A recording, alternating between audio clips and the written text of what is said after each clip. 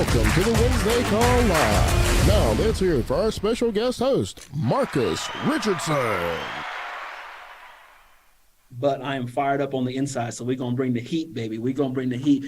And you know, it's crazy for Colorado because it was 60 degrees yesterday, and it's 11 degrees today. So when y'all come out here to hang out with us at the View, make sure you pack 2 pairs of outfits, okay? Pack a cute one for inside, and then bring some long johns just in case we get snow, because we have been known, I'm not kidding, Terry, we've been known to get snow as late as Mother's Day in May. So y'all be ready when you come out here, okay? All right. Not to scare you, because we still want you to come hang out with us, but I'm excited to be with you today. I have 2 of my true, really good friends on the call with us, and Brian may jump on, but he's in a home right now. And so we're going to talk about how to sell like a pro. I did have a note of some stuff I want to talk about just real quick so we can set the stage of what we're going to talk about.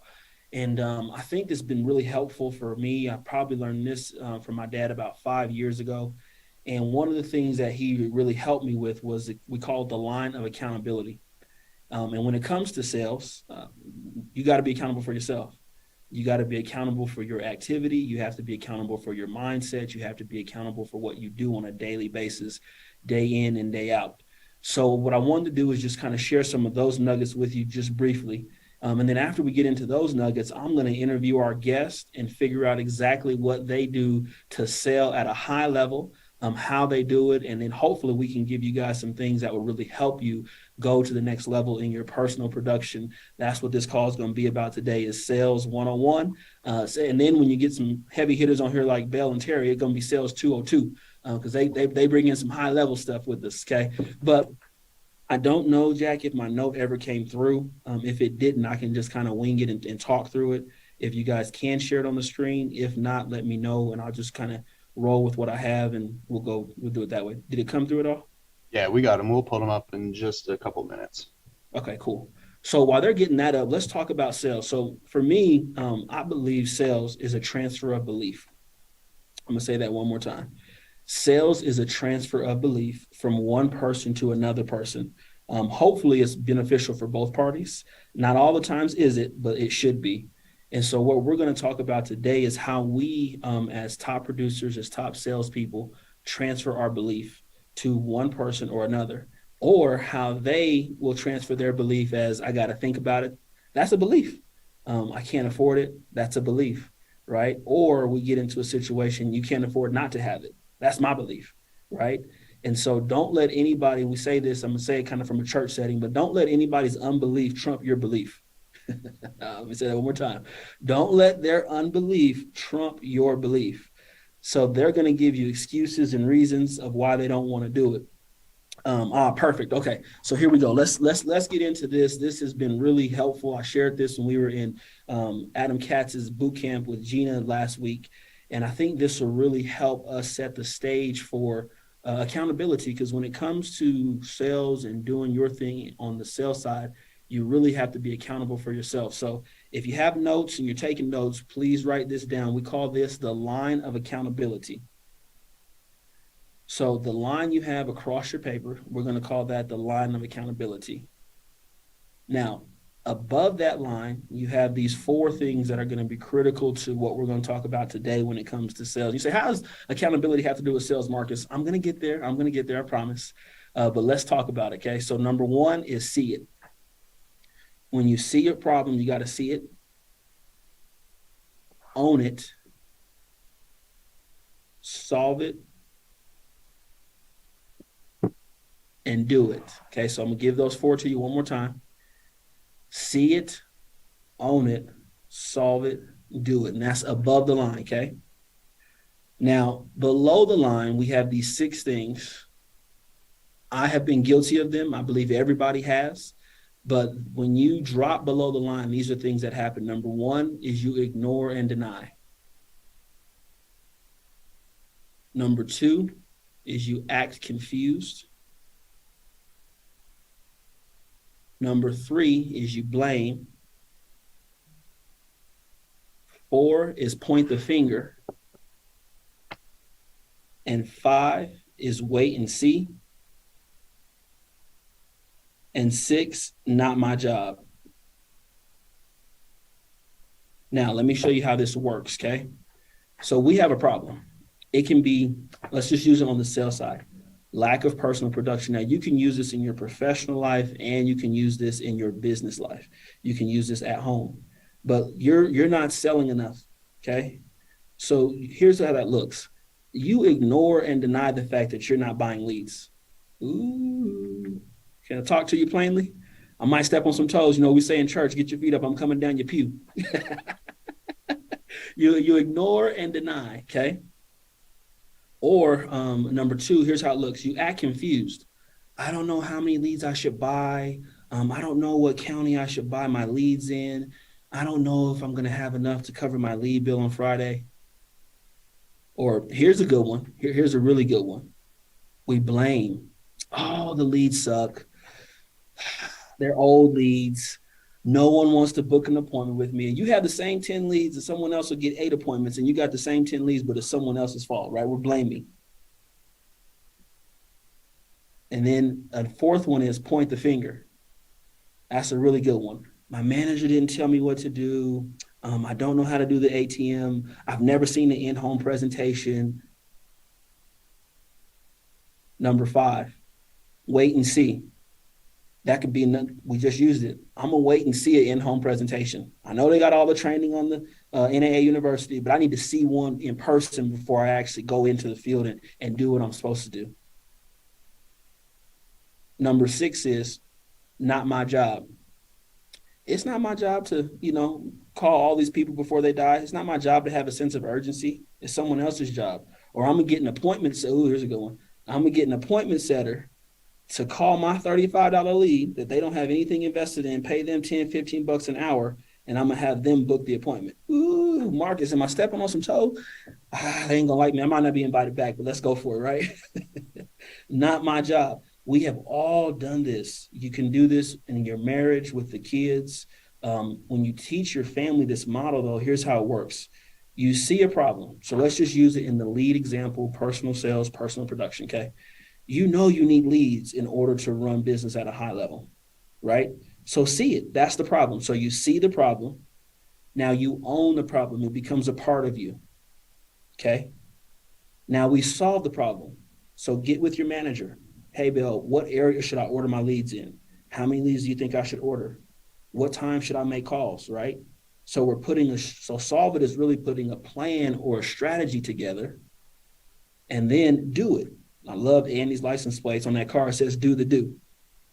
We got to just do it. No more excuses, no more pointing the finger, no more blaming your manager, no more blaming the leads, no more blaming your spouse, no more blaming the kids, acting confused as if you don't know what to do, because we're going to give you the ins and outs of exactly how to sell at a high level and really the mindset. And this is one of the things I really appreciate about Andy, because when I've been working with Andy for a while, my wife and I, and he never has actually taught me how to sell, believe it or not. But what he has taught me is he has taught me how to think. He's taught me how to think different. He's taught me how to look at situations different. He's taught me how not to be discouraged when I'm not having the sales, encourage me. And him and Jane have just been a blessing to my wife and I and allowed us to use this platform. And I'm talking like everybody knows me. I apologize. I'm Marcus out of Colorado. My wife and I, Carla, have been married 19 years. We have 2 kids, Adriel and Maya, and he's 15 and Maya is 13. And my kids know the line of accountability. So what I do with them now, Belle, is when the trash needs to be taken out and Adriel hasn't taken out the trash, I say, son, are you operating below the line? My daughter had a moment the other day with her mom. She was doing her eyebrows, didn't like the way it came out. And she was having like a moment. And I said, Maya, are you operating below the line? And she's like, Dad, you can't use that on me. I'm 13. I said, what, Maya? Yes. You're pointing the finger at your mom and all she did was try to help you. But when you use this in your life, your personal life, you use this in your business life, this will propel you and help you take ownership, because until you own your responsibility for your own personal production, you're responsible for your own business. You're building a team, hiring staff. You are responsible. No one else is going to come save you. No one else is going to be your hero. It's on you to make sure that you're responsible for getting things like this done. You really won't see the kind of growth that you want to in your personal production. So I wanted to start with this because I do want to have the platform of being accountable. And I'm going to interview our guest and just kind of go through here. I got some questions that I really think will help you out, but why don't we start with Miss Belle out of Washington.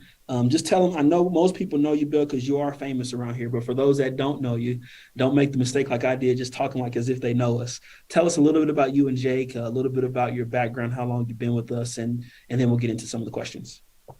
Marcus, thank you so much for inviting me on here today. I have to say, whenever I'm invited to be a part of one of these national trainings, I'm just in awe. I'm just in awe of the company that I fell in love with, the company that I saw 7 years ago would even ask me to be a part of something so important. And so I honor that responsibility, and I don't take it lightly. And I never want to lose that sense of awe of what we have here, because what we have is special. What we have is special. So y'all, I am Belle Kraus out of Puyallup, Washington. My husband, Jake, and I have been with the Alliance about 6.5 years. June will make 7 years that I've been licensed as an insurance agent. And when we came here, I found the Alliance. I was 41 years old. I was a stay-home mom. I'd been out of the workforce for over a decade. And we were looking for something to help put our son through college is what we were looking for. And it needed to be flexible. And we found the Alliance and started very part-time, 1 day a week. And that blossomed over time when my schedule became more available. My husband was active duty at the time, and he was actually deployed to Afghanistan when I got my license and when I first started running appointments. And so I could only do it 1 day a week because I could get help with my kids on Saturdays, and that was it. So, but it has changed our life forever. So that for those of you that are on here are new, open your minds, open your heart, and embrace the training you're about to get. Embrace the support system that you have here, because it can change everything. It can change everything. And so we've been here, like I said, about 6.5 years. Because of this opportunity, my husband was able to retire from the military back in September of 2018. That was one of our major goals when we came on board, was to make that happen. And we've yet to have a goal that we've set that we have not been able to accomplish, or like on track to accomplish our current ones. So the other thing I learned here is have a backup goal, because you're gonna conquer some stuff quick when you get out there and you do and you do the right things. You're not doing everything right, but you keep doing the right things. You're going to accomplish some stuff, and you're going to shock yourself and everyone around you as you go. So I don't know if that's the intro you wanted, but that's what you got, Marcus. That's perfect, Bill. That is perfect. And you said it so well when you said the awe and just not taking it for granted, because a lot of times a person can get so familiar that they get complacent, or they get familiar with their leader that they take them for granted. And what Andy and Jane has created has been incredible. And there's not a day that I wake up and I'm not thankful, because I look at where I could be and where I am. And even though I'm not where I'd like to be, I'm not where I used to be.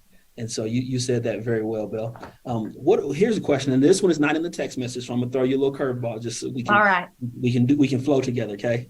But what are some places in your personal life when it comes to personal production that you have had to take accountability for, that you've really applied to your business? The first thing that comes to mind was honoring my schedule. I was a stay-home mom, and I was the go-to person in our extended family for Jake's side of the family. We're here in Washington, where he's from, and he has extended family up here. And for many years, when they needed help with the yard sale, they'd call Belle. They needed help with a project, they'd call Belle. There was a potluck going on, they'd call Belle. Like, I was the go-to person because, I was the stay-home mom.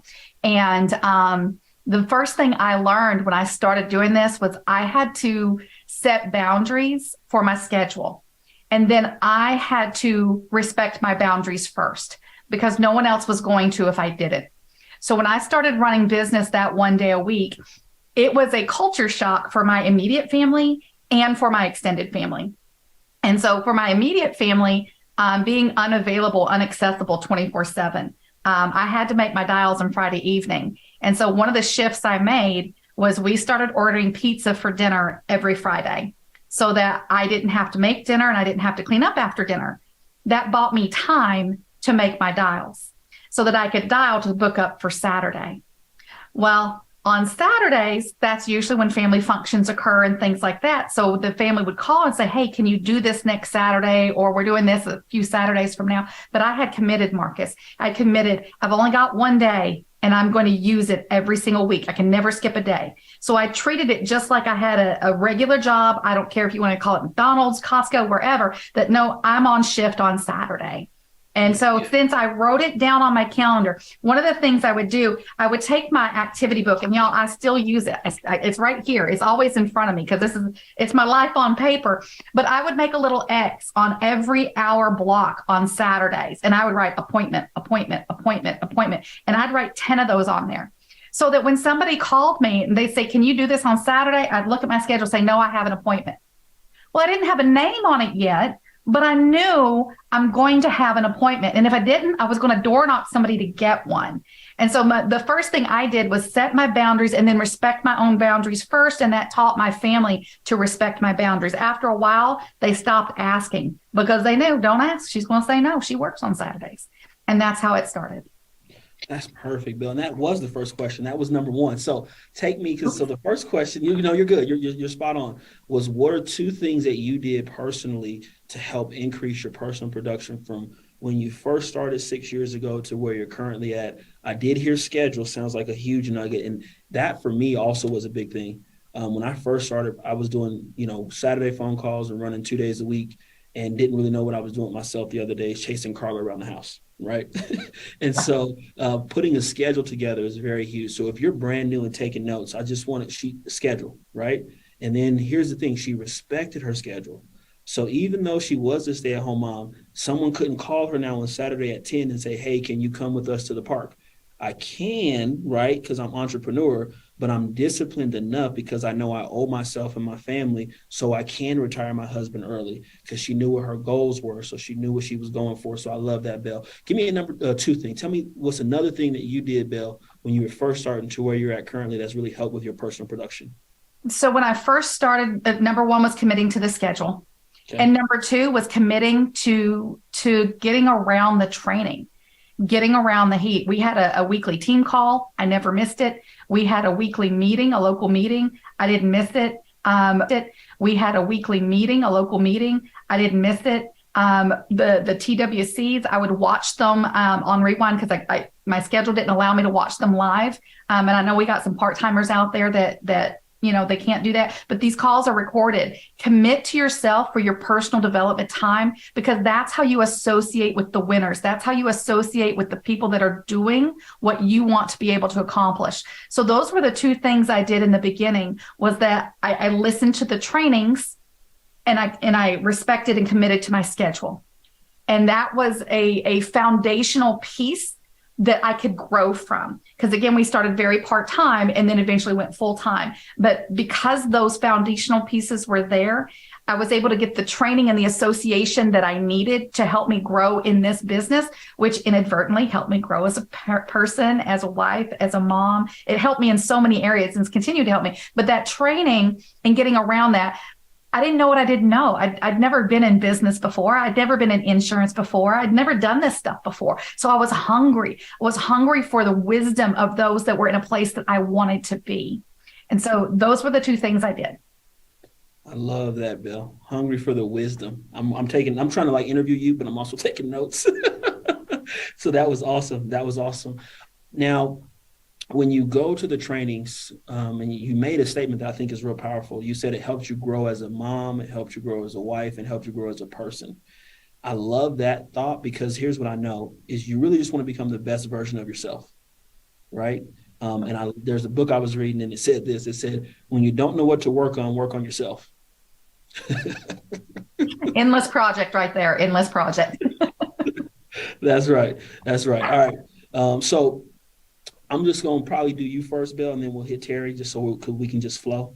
Now, my next question for you. So I do believe this. Let me ask you, Belle, do you believe that sales is a transfer of belief? 100%. Okay. And then talk to me about, because here's one of the things I noticed when my personal production went up, when my self-image went up. So what are some things that you started to believe about yourself that you saw helped increase in your personal sales?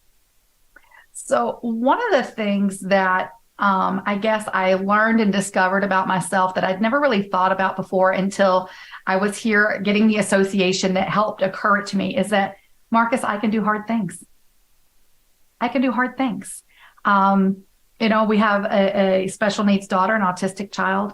My husband was active duty military for 23 years. He would leave for a year at a time to go off to war.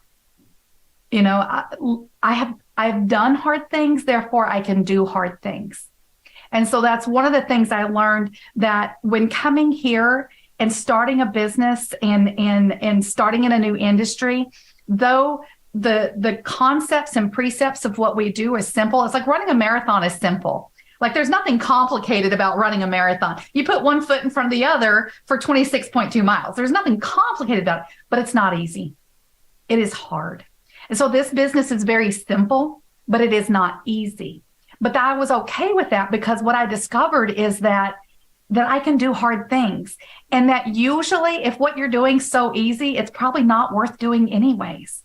We are designed to achieve. We are designed to aspire. We are designed to conquer things. That is inherently in all of us. And sometimes that's conquering the household cleaning project. Sometimes that's conquering the attitude of a 13-year-old.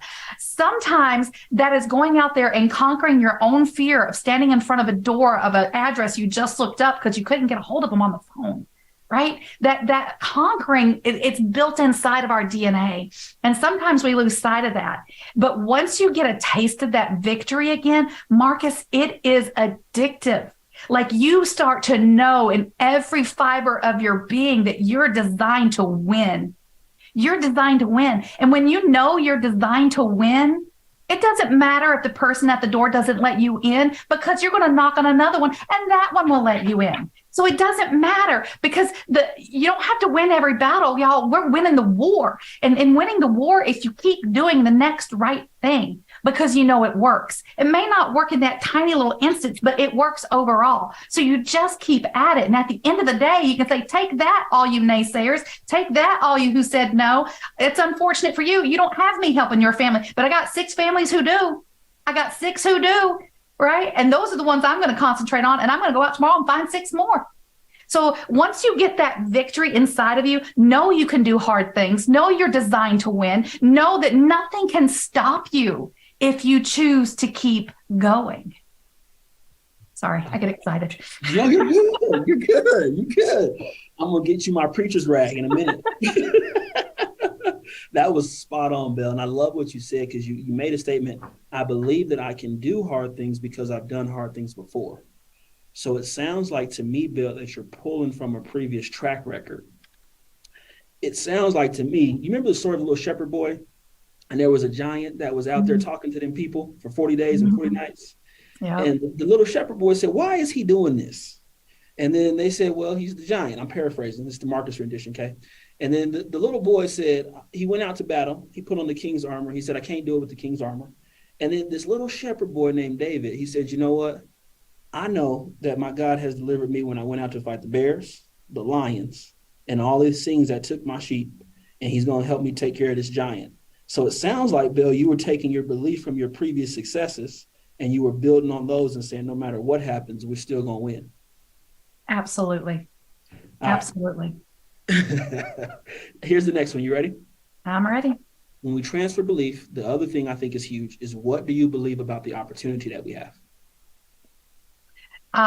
Well, like I said in the beginning, I'm still in awe of it. You know, any industry, any opportunity that can take a 41-year-old stay-home mom, that's like, y'all, for those of you that are younger than 41 and you found this opportunity, I am jealous. I'm jealous.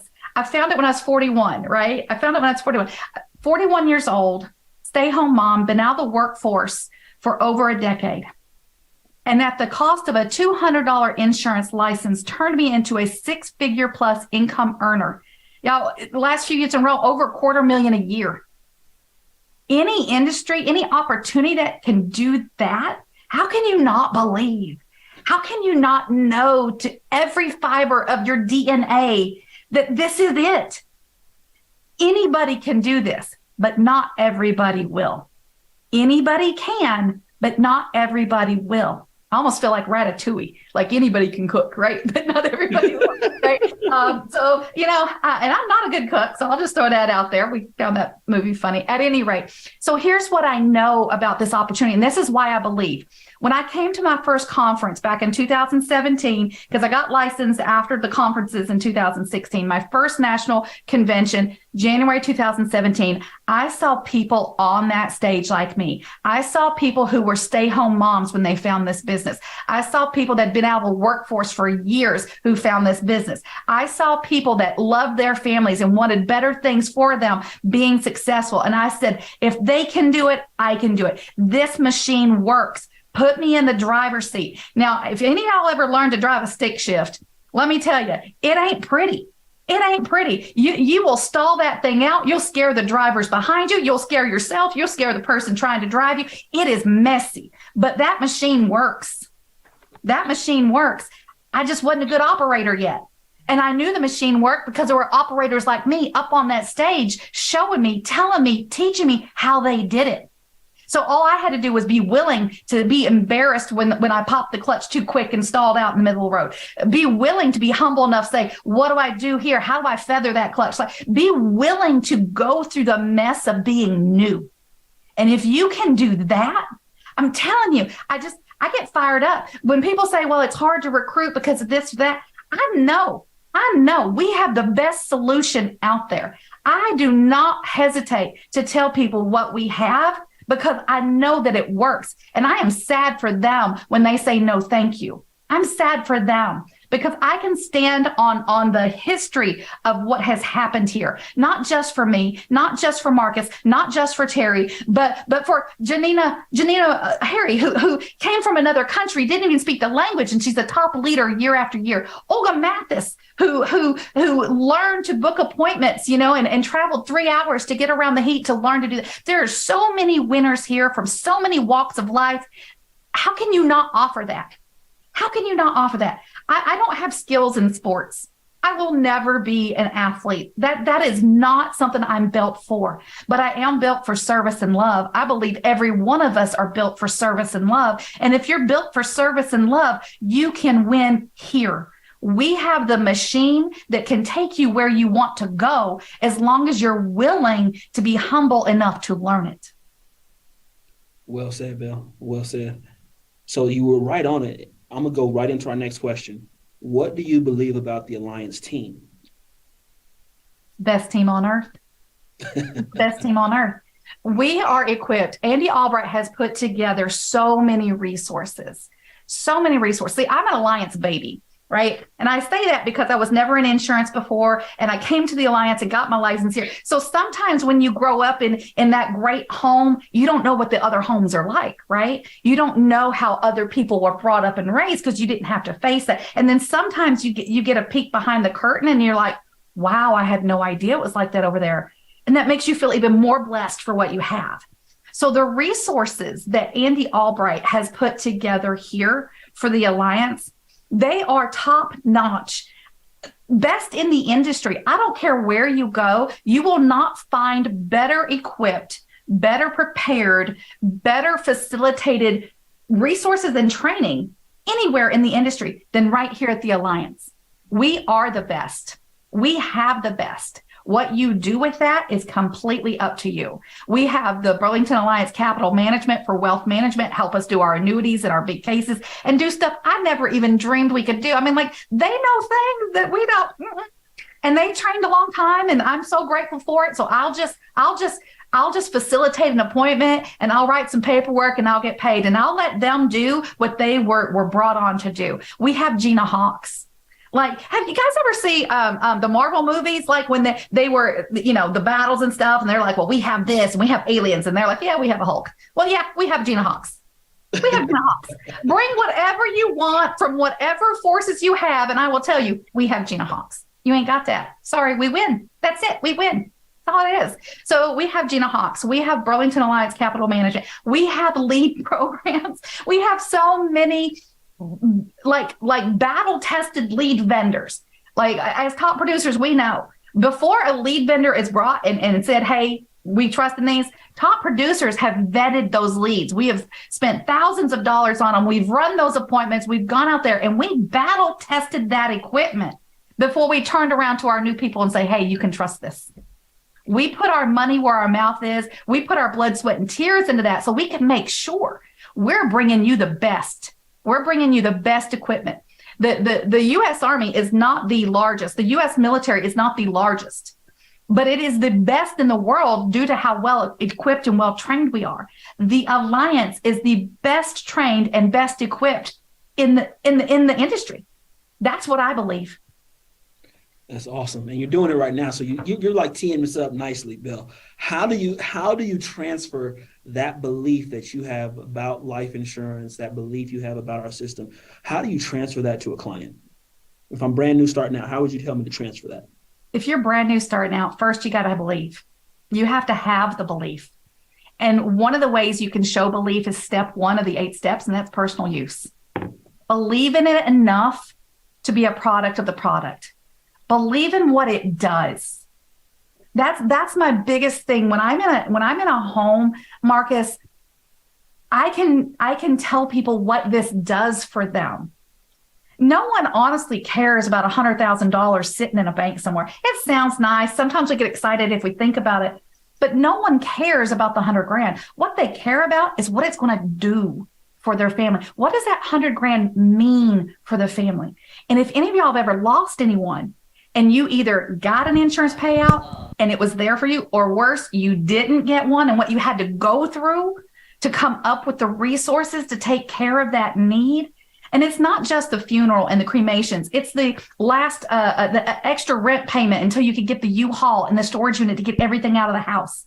The strong backs you need to hire to help you do it. The travel, the time off work it took to come and handle someone's affairs. There is so much involved, so far beyond just the logistics of the remains. And when you have lived that out, when you've watched a family that you've served live that out, and you tell this new family about that experience, it's not belief, it's experience, it's real, it's in who you are. You share your heart with that family, and you show them that you believe, that you know that resource will be there because you know the tragedy that's coming. We don't know when, we don't know how, but we all know it's coming. And if we know it's coming, let's prepare ahead of time. Let's take a piece of the burden off, because if anyone has ever experienced a high level of grief, you are not operating at your optimum analytical, logical mind. You are figuring out how to get up and take a shower. You are figuring out, how do I breathe today without that person who I've spent my life with right next to me? The last thing you want to think about is, how do I pay the light bill too? Belle, you are killing it, girl. You are killing it. And I love the enthusiasm, the energy, the passion. That's what I know you're good at, Belle, is transferring the enthusiasm, energy, and passion. And she had a training she did a couple of years ago where she was talking about the critical illness products. And at that point, I wasn't selling them. I'm going to be honest with you. But you spoke about it, Belle, with so much passion, so much enthusiasm that you inspired me. I said, you know what? I'm going to start writing some cancer policies. Belle believes in these things. I'm going to go ahead and figure this out. But I love what you did there is she transfers her passion. She transfers her belief. And of course, she owns the product. And if you notice what she's doing, she has this passion. So she takes that in every home she goes into. That's a key thing to sales, is you transfer your passion, you transfer your energy, your belief to that client, and then they get you, of course. All right, another question. We got 2 more, Belle. You ready? I'm ready. How do you take that same passion and transfer it to your agents, or you got brand new people starting out? How do you transfer that to them? So honestly, it's why did they get started? Why are you here? What are your goals and dreams? What brought you here? Because we all know none of us sat in 3rd grade when we're looking at career day and said, I want to be an insurance agent, that I want to go out and sell insurance and help others sell insurance, right? We all find this industry in one way or another through the funnel of life choices and situations, right? What brought you here? What is it that you are truly trying to achieve? Are you trying to achieve more time with your family?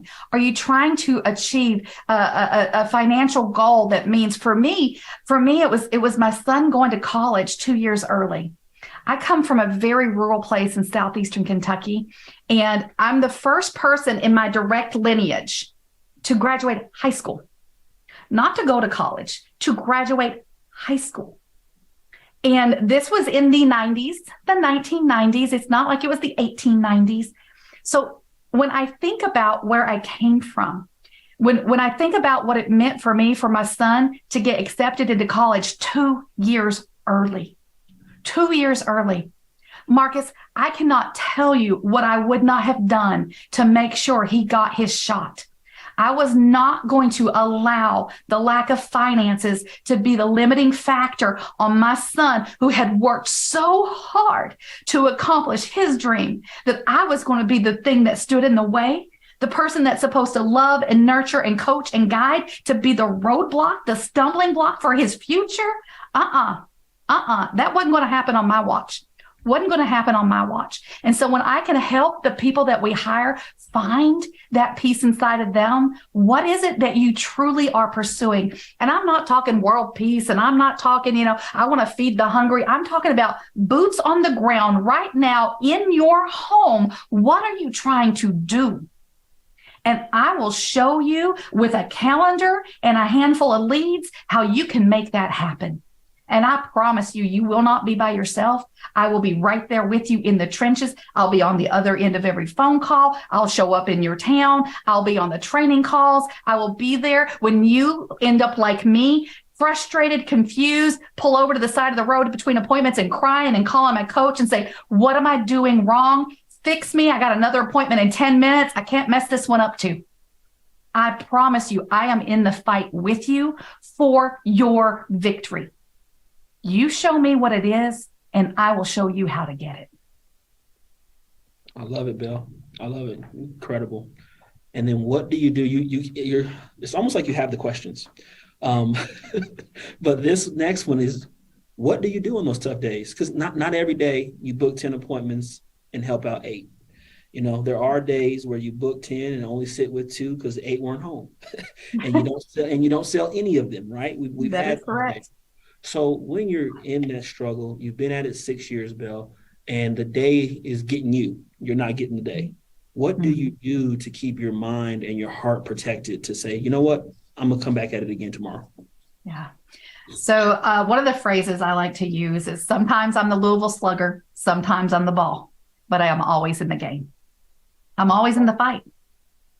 I'm always going to be in the fight. And so some of the things that I do when I'm in that slump, when I'm the ball and I'm just getting, someone else is knocking me out of the park over and over and over, right? I have my verses. I'm a faith-based person. I have my Bible verses I go back to. I have my anchor chapter that I go back and I read, and I got it saved on my phone. And I will read that thing 10 times a day. My music, oh my Lord, do not leave your music to chance, y'all. Don't turn on the radio and just listen to whatever comes on. Don't do that. You will wreck your mindset. The next thing you know, you're angry about a boyfriend you had in high school, right? It's you don't leave that stuff to chance. You have your fight songs ready. You have your I got knocked down, but I'm in this to win. You have that, whatever that playlist is for you. You have that thing ready to fire up. Do not leave that to chance. Do not leave that to chance. So you have your affirmations, have your verses, have your goals, have them in front of you, have them ready to pull out when you just got, I use the analogy, you get punched in the face enough, you learn how to block. This business is we're professional fighters. We step into the ring and we're going to take some punches. What do you do when those punches come? You learn how to block and you learn how to go on the offense.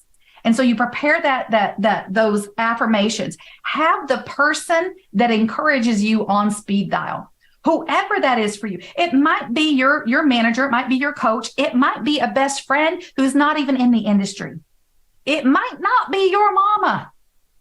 It might not be her. She might be the one to be, that's okay, baby. You don't have to keep doing this. It's so hard. Don't call that person.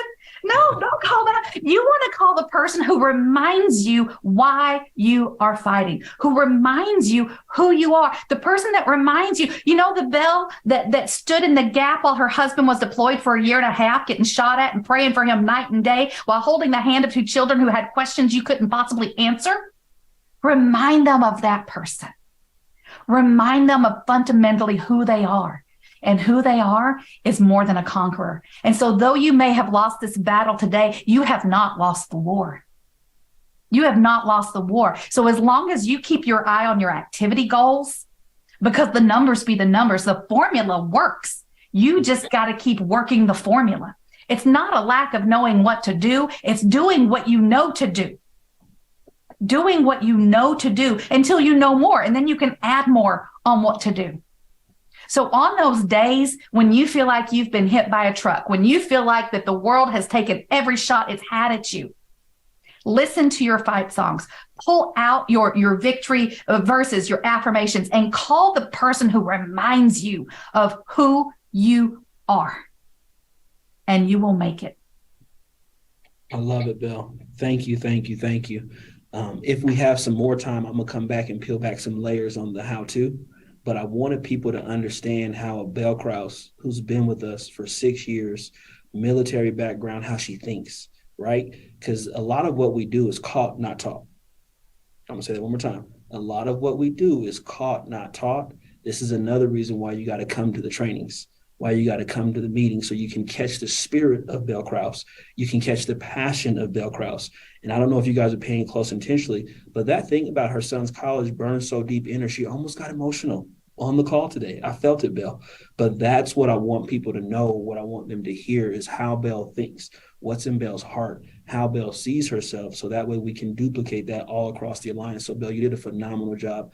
Thank you so much for being on here with me. Every time we get on here, it's always good. Well, I think it's good anyway. We'll wait for them to tell us. Thank you so much, Marcus, for having me on here. And I feel it too. Iron sharpens iron. And I'm just honored to be in the fight along with you, with Terry Edwards, Brian Rojas, and all the other superstars here in the alliance.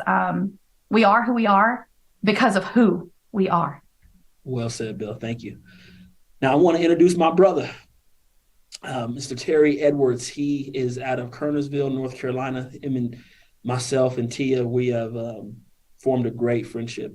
And I have that with a lot of people, but Terry and I really are just cut from a different cloth, but the same cloth. And so, Terry, I'm going to let you take it away. Same thing, give them a little high level, you and the missus, the fam, how long you've been with us, and then we'll get to some of the questions so you can share your heart with the team. All right, man. Marcus, wow, thank you so much, man, for having me on the call, man. Thank you to all of the Alliance leadership. Marcus, I thought we were boys, but I don't know why you set me up like you did today. Like Belle done straight murdered the call, and now I got to come out. So listen, anything that happens after Belle, it is what it is. But my name is Terry Edwards, and I'm here in Kernersville, North Carolina, right outside of Winston-Salem. I found the Alliance a little over 7 years ago. My background was in banking. I worked in the credit union industry for about 16 years. And not just like, I worked my way up from an ATM runner, where I was the guy that was traveling to the ATMs, taking out deposits, putting money in, and I climbed that corporate ladder. But while I was climbing that corporate ladder into executive management, I figured out, Marcus, very early on that job, while it was a good paying job, you know, you look good on the outside, it's like one of those dream jobs, right? I knew that it wasn't going to get me free because I had got into a cycle, and that cycle was working to pay bills. Like and so what me and Tia decided, she was a social worker, we was like, we don't like this. They paying us just enough to keep us coming back, and we doing just enough so they keep inviting us back. So what we started side hustling, man. We bought a janitorial franchise. We did network marketing, and those things did get Tia free from her job, but it still wasn't enough to replace my income. So I still worked and everything. And in 2015, I got what I thought was my dream job. I was named CEO of a credit union. So let me set the stage. Got the offer. They flew me down there like 3 times to meet with the board of directors, use a headhunter. They done P-tested me, everything, hair follicles and everything. And they offered me the job. So we moved down there. We had 3 kids at the time. 2 was in the 3rd grade, 1 was in 2nd, and Tia was 7 months pregnant. So we put our house on the market here in Kernersville. We moved down to McDonough, Georgia. And long story short, Marcus, they rescinded the job offer after I got down there, after I had got rid of all of my side hustles, except my network marketing, but that network marketing income wasn't enough to sustain my lifestyle. So when I lost my job, I did what any other college educated person will do. I got a bachelor's and an MBA, baby. I got on Craigslist looking for a job, baby. Because this is the thing, guys. Like, I ain't scared of work. So I had to find me something to do to keep money coming in until I could find another job. And I was going on job interviews, man. One job interview, you're overqualified. The next one, you're underqualified. I'm like, bro, just tell me what you want. I got my typewriter in the car. I can go back there. I can add to my resume. I could take some stuff off. But anyway, man, and I ran across an ad that said too many leads, not enough agents. And I spoke with Jason Mathis. And that one conversation truly changed the trajectory of our lifestyle. And Marcus, just following our simple system in the first 30 days, I never did insurance before, but the first 30 days put over $8,000 in my bank account. I was fired up, man. I was like, well, look at here. If I can do this every single month, I ain't going back to corporate America. And so while we were having some success, I still was having doubts of if it was going to be sustainable. Can I pull this off every month? So while I was doing well, I still had second thoughts of, can I do this thing? I was doing it, but I was wondering if I could do it. And the good book says, like, Lord, help my unbelief. Like, I believe, but help my unbelief. Mm-hmm. Like, I was doing it, but I was still believing, can I really keep doing it? So let me tell you what happened. So we moved back to North Carolina, long story short, after about 4 months down there in Atlanta. And I went to a job interview in Charlotte for a credit union. The entire credit union was smaller than some of the branches that I used to manage. And they didn't give me the job. And it got back to me that they could see me as number 2, but never the CEO, never number 1. Mm. And I left that meeting. I said, I will be darned. I said something else though. I will be darned if I put myself in a position where somebody is allowed to tell me that they can't see me as number 1, that I'm good enough to only be number 2. And I was just like, I'm building this thing all out now. So that's kind of my story and where we are. Awesome. Thank you for sharing, Terry. I love your story. It inspires me. Makes me keep wanting to recruit in the cold market, to be honest. You're the one that keeps giving me hope. You and Stephen Davies. Get in the warm market, bro. All right, Terry, tell them so 7 years in, it wasn't as good as it is now, I know. But when you first started to now, what are 2 big adjustments that you made, Terry, when it comes to personally producing to really take this thing to the next level? Yeah, man. So number 1 was this right here. I wasn't afraid to start over. So many people are married to their previous life, their previous successes. But I'm a firm believer that you can't win a game today based on points that you scored yesterday. So I wasn't afraid to start over. I wasn't afraid to say, you know what, even though I've had prior success in other things, that I'm willing to listen to what Jason and Mark was telling me to do on a daily basis.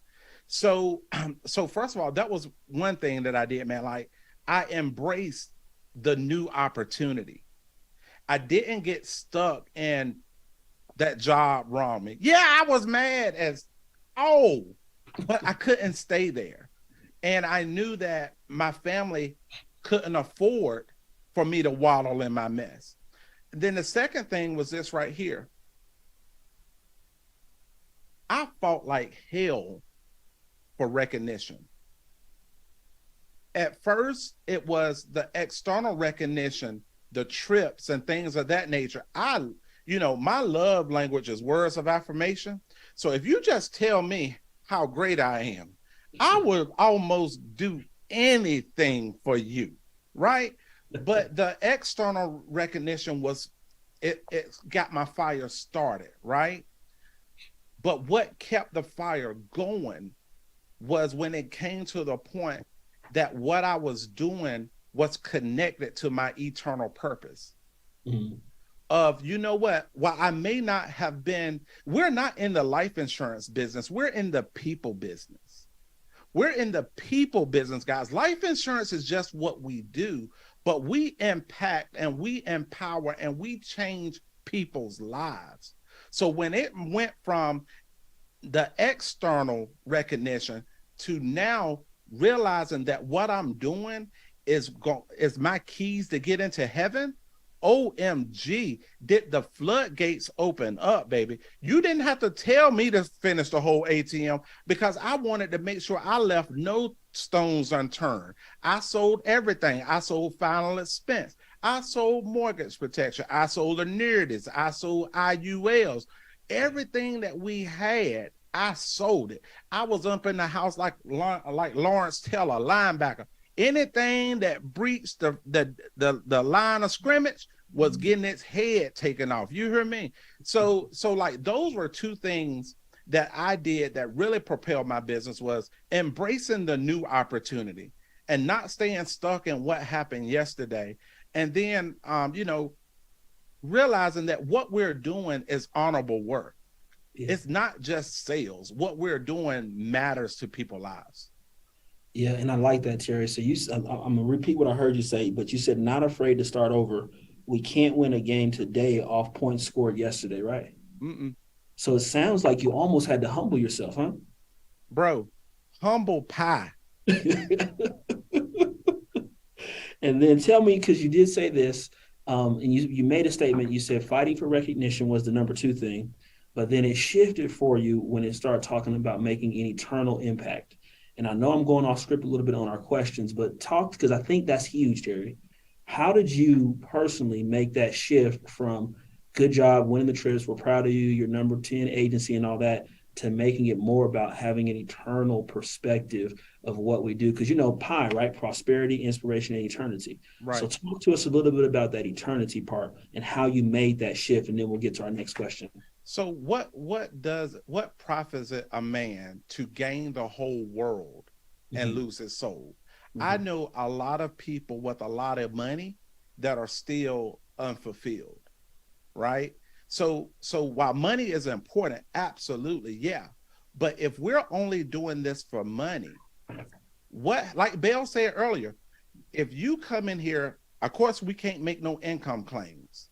But if you come up in here and you run 20, 30 appointments a week, I don't know nobody that's not winning trips, that's not making enough money to sustain their lifestyle, right? But it's like, if money is the only thing that you're fighting for, and once you accomplish that, what's next? Mm-hmm. So it's like, when I came in, I was thinking, how can I expand the influence of the Alliance? How can a lot of people want to be the GOAT, the greatest of all time, but they just focus on being the greatest in one area. You know what I'm saying? So it's like, how do I differentiate myself in the marketplace to always be able to add value? So it's like, I'm always reading about not just what's going on in the Alliance, but what's going on in the industry. What's going on with the Federal Reserve? How is that going to affect the markets? What are people hearing on the news that's causing concern? And how can I use the products and resources that we have to solve those problems? So it was like, all of this stuff is working together. And then I am a firm believer that if you help enough people get what they want, that you truly get what you want. And if you are a good steward over the resources that Andy has put in place, that we can take advantage of here at the Alliance, if you're a good steward over those, at the end of the day, you're going to hear, well done, thou good and faithful servant, which is what we are all striving to do, is like the impact that that we have on our clients and agents. It's like I live every day thinking about what they're going to say about me at my funeral. How many people going to show up and what they're going to say, and how many people are going to be there just mourning my death because I had such massive impact.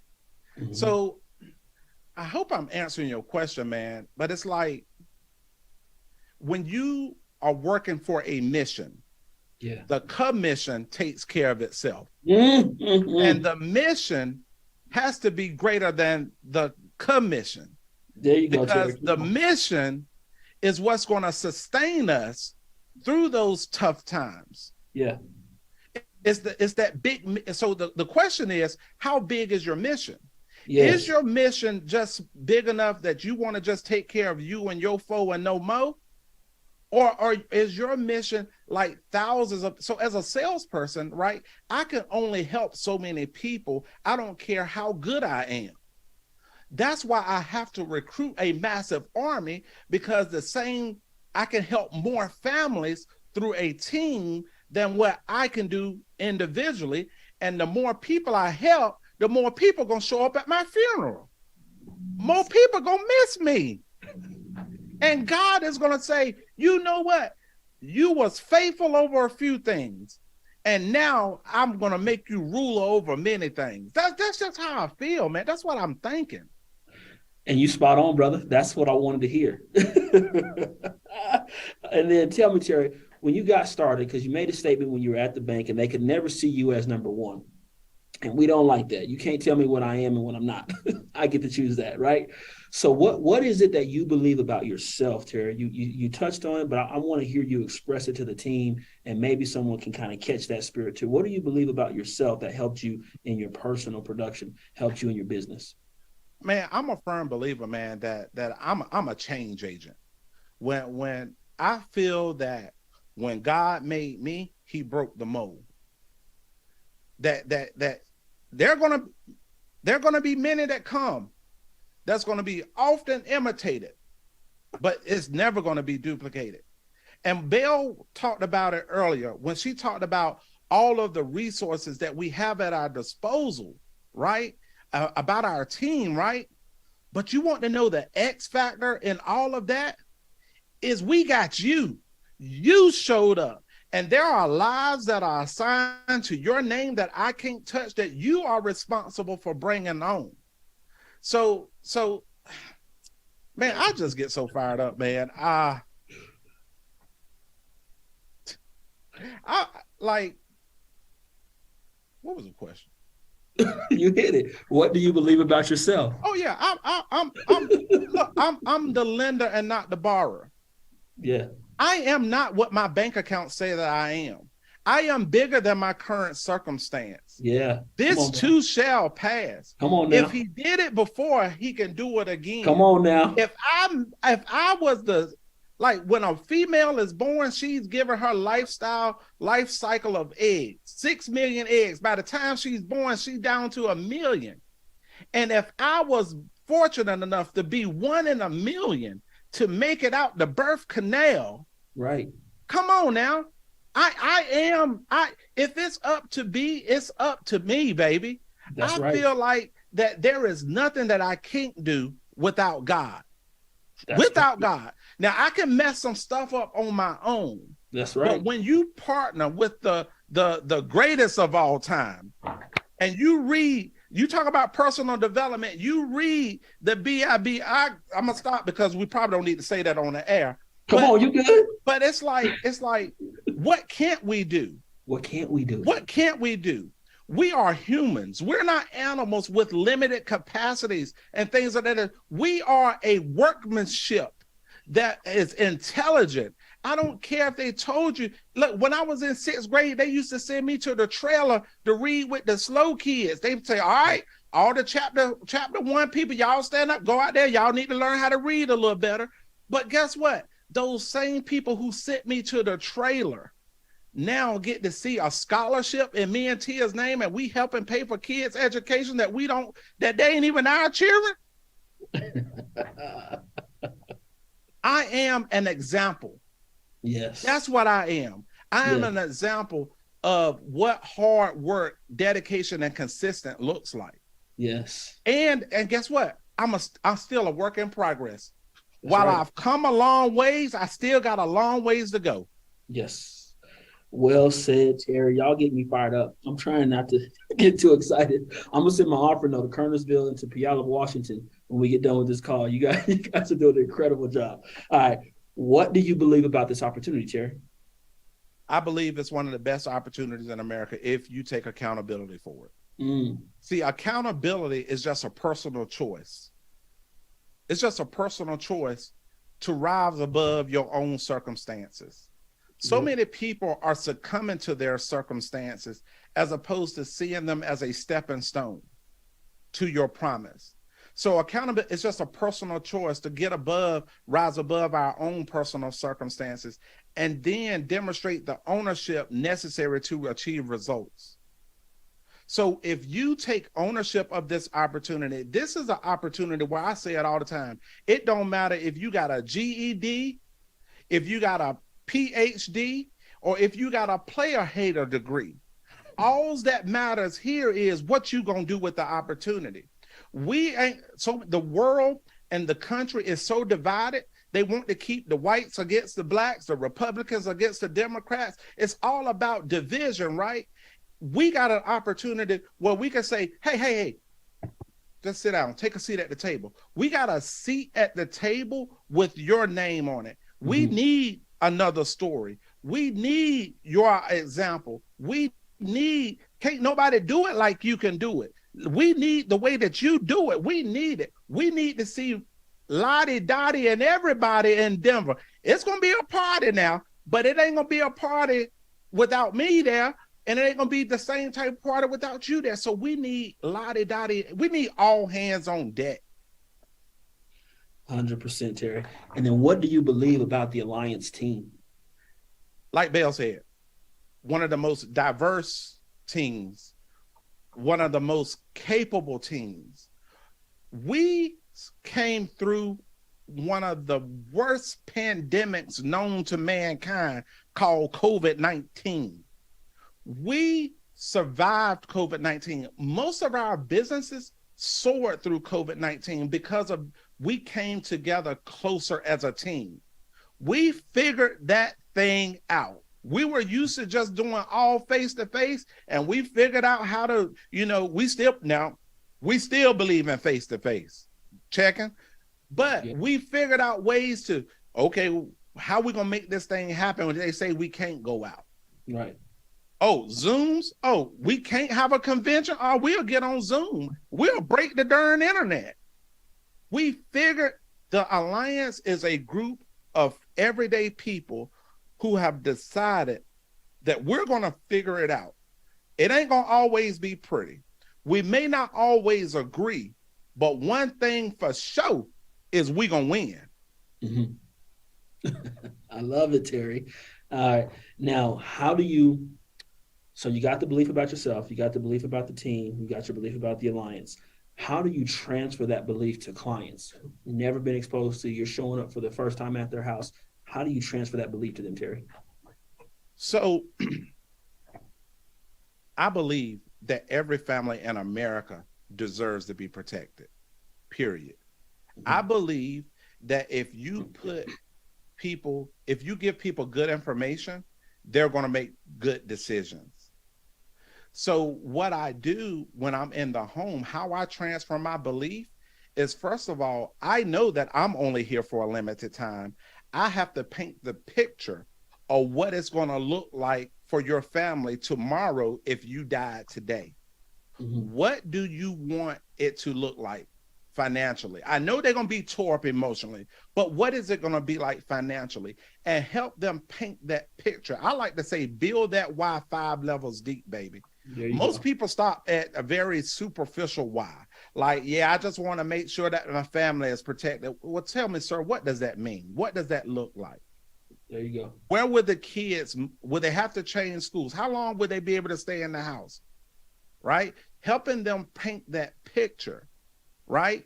And then relating to them, like making a decision to build a relationship with them. Like, I'm not there to sell them. I'm there to become a part of their family. Right. I'm like a gang. Once you get in, you don't get out. It's feet first, baby.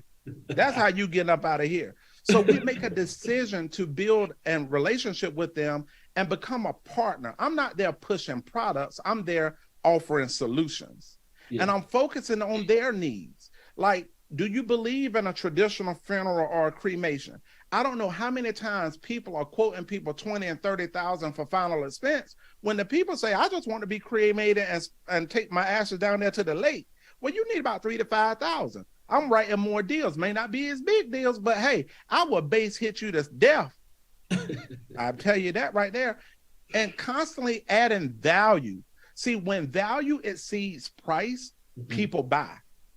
So when you can talk to them about other things other than life insurance, because a lot of times people are going to be having problems with their bank account. They're gonna tell you a story about how the financial advisor took all granddaddy's money and all this and that. So you have to be able to communicate and add value to people, not just on what you came there for, but what they're dealing with. And last but not least, man, like I said, man, just being thirsty and having that knowledge for the industry. What's going on in the world outside of what we see? I love it because you hit on it earlier too, but you made the statement of becoming a person of value. When you're a person of value, can't no one fire you. When you're a person of value, can't no one employ you. You get deployed. Let me say that one more time. Now, my military people know that's why they train the Navy SEALs, and they send the SEALs in because they're valuable. You can't replace a Navy SEAL, right? You can't replace a Terry Edwards. You can't replace a Belle Crause. You can't replace a Marcus Richardson because we have become valuable to our clients. We become valuable to the system. And that's what I love what you're saying, man, is because when you become a person of value, people stop and pay attention. Because, you know, I love this, and I'll get to the next question. Oftentimes they want us because of our fruit, right? If you had a fruit tree. But remember this, they come to the fruit tree to get the fruit, not the tree. So if you don't have no fruit to give them, they don't come to your tree. Terry, you have been given fruit in the Alliance for the last 7 years, which is why I invited you on this call, but you are valuable. And the thing I know about it is you believe that to your core, and you demonstrate that, you live that, you show that. All right, you ready for our next question? Let's roll, baby. How do you transfer that belief that you have to your team, to your agents? Number one, I think somebody mentioned that it's caught and not taught. Get around. I promise you, if you get around me, you're going to feel different. Yep. And the crazy part about it is this right here. You don't know if I'm going through or not.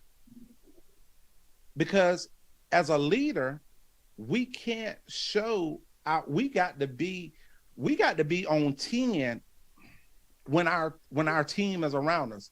Regardless of if Tia just told me off, right? It don't matter. It don't matter if the school just called about the kids or you pull up their little grades on the app and you see a 64 and you know what I'm saying? It's like it doesn't matter. You have to be on. So what I say is get around me. And then the other thing is I'm gonna show you what winning looks like. Because I'm very transparent with my team. You know, I don't tell them the negatives until I can attach a victory to it. But at the same time, they got to see that number one, I'm an awesome daddy. Like you can say that I'm not a lot, but I'm a darn good daddy. That's right. I ain't a perfect husband, but I still got a smiling after 21 years. Huh? That's right, baby. Come on, somebody. Huh? Come on. You can say that I'm not the prettiest, but you can't deny that I'm consistent. That's right. I've been consistent. Like I don't want to be no one-hit wonder. Here today, gone tomorrow. You know what I'm saying? Consistency, bro. Yep. Like, how do I transfer that to my team? I show them what winning looks like. I show them tailbone and elbows. That's what I do. And you do a great job of it. All right. And then the last one here is when you are having those days where the grades aren't where they should be, the misses is on your head, when the sales are not going quite the way we want them to, what are some things that Terry does to guard that and to guard his heart, to guard his mind, to really stay focused? I am not my results. That's good, Terry. Whether they be bad or whether they be good, I am not that. So there was a story about this preacher, and this preacher got caught in the act of sexual miscurities, and it won't with his wife, right? Okay. And it was actually with a man. And so what happened was the church got mad. The word got back to the church, and the church was like, no, we can't have this, not from the pastor. So they was trying to get ready to vote to get the pastor out of there. So the pastor came to church that Sunday morning to deliver his sermon, and I showed up at the church. I was like, I want to see how this gonna play out. So the pastor got up front and he said something that I will never forget. He said, I may have done what they said I done, but I'm not who they say I am. That's powerful, Terry. You may have done what they said you done, but you are not who they say they are. So even when your results are not where you want them to be, you are not a loser. But on the flip side, when things are going great and you closing annuities left and right and you got the cash flow glow, guess what? That's not who I am. I'm just a beggar trying to show the other beggars where to get the bread at. I just know that, guess what? Today is 0-0. It doesn't matter if I lost yesterday. Today is a new game, and I'm going to get up, and I'm going to give it everything that I got. You might whoop my tail, but you know you was in a fight. I tell you that. You know what? So that's what I'm saying. When I'm going through my moments, I have to remind myself that I'm not my results. And then, like Belle said, sometimes you got to know who you can confide in. You got to talk to people that have been to where you are. So that's why I constantly talk to Andy Riddle. You know what I'm saying? Andy Riddle gets me. You got to talk to people that get you, but not just get you, but they will check you. Come on, somebody. A lot of people hang around people that get them, but they won't dare check them. Yep. So it's like, so in those moments, man, I just know too, I got a group of people that's dependent on me. A big part of ownership is accepting liability. There is a cost to leadership. There is a cost to ownership. When you rent a house and the hot water heater go out, you can call the landlord and tell him, come over here and fix this hot water heater. But when you own the home, you got to call yourself. Sometimes you got to wake the alarm clock up and get up and try it again, right? But I know that there's a group of people that are dependent on me to be successful. My wife is dependent on me to be successful. My children, I got to give them an example of what true leadership is, because Instagram is not it. I got Mia Fennell, just right, qualified regional manager on today, on her way to qualified national manager. She is dependent on me to win. Abby G is dependent on me to win. Tanisha State and Sebastian Chambers, Tania Patterson, Josh Parker, Vernon Watlington, Stacey Aponte, Chelsea Fennell. I go to sleep with these people on my mind because they're dependent on me to be the best version of me so I can help them be the best version of them. My God is dependent on me to win because we live in a world right now where being a man is not even celebrated no more, but I ain't gonna park my car too long there.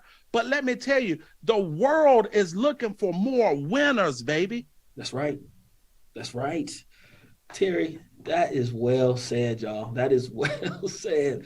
I couldn't have had a better lineup. You guys did a phenomenal job. We did a phenomenal job. And I love what you said, Terry. You said, my God is counting on me to win. I had this thought, right? We got an iPhone. I got an iPhone. Sorry to those who don't have an iPhone, okay? But the iPhone is guaranteeing that this thing works, or if it doesn't work, they can send it back to the manufacturer.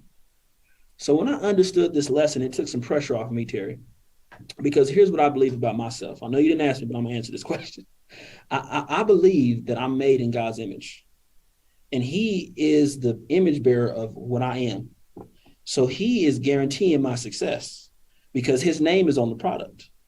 And if the product don't ever work right, we send it back to the manufacturer. And the manufacturer guarantees and says, hey, wait a minute, we got to redeem this thing. We got to fix this. And that's what we're doing here at the Alliance, is we're making sure that if you follow the system, if you listen to what Terry's saying, if you listen to what Belle's saying, if you listen to what Albright's saying, if you listen to what our leaders are saying, you'll get the results if you put in the work. And we are living proofs and examples of what Andy and Jane have built. And I'm honored to be able to host the call. I got notes. I was supposed to be, asking questions, but I got a whole page of notes. You guys did an incredible job. I want to thank you guys for jumping on and really talking about how to sell. I know some people want to say, well, where's your GMR at? How many leads are you getting? How much do you invest in leads? We ain't going to talk about all that right now. I wanted you guys to catch Terry's belief level of what he believes about himself, the Alliance team. I wanted you to catch Belle's belief level of what they believe about themselves and the Alliance team, and then go out and perform. Because here's what I know: when the why is big enough, the how don't matter. You'll figure out how to get more leads. You'll figure out how to make it work. You'll figure out a way to do whatever it takes to take care of your family and to help other people. So you heard Terry's why, you heard Belle's why. Thank you guys for jumping on here with me. I hope we inspired some folks. I hope we got some winners that want to stay in the fight. And looking forward to, if I don't see y'all again, I look forward to seeing y'all in Ireland.